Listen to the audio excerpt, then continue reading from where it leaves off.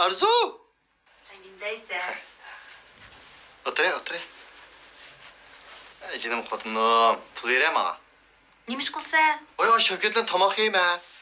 Unutgan bölüm başlığı hazır, onunla pul төлetsem ha, yüzüm set dura. Sende 100 bağma. Pul yok bende. Tip basa minimum. Ha tabi.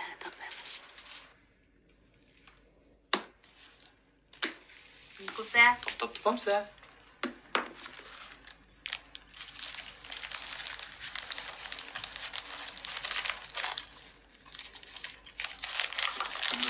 İşçiye dikkat gelir ana. Nima o? Müşteri tepap sende baktı. Müşterine makul değil. Lekin ikinci benden pul alıma degi cuma ben sana da koyayım. Ma pul tıktığa gelirim bek konarıp gitip tokara almıştırıp etti. Arak içme. Va bugün digen demeli iş. Sen degen şoför eti işlese. Va ona olan ne münasebeti.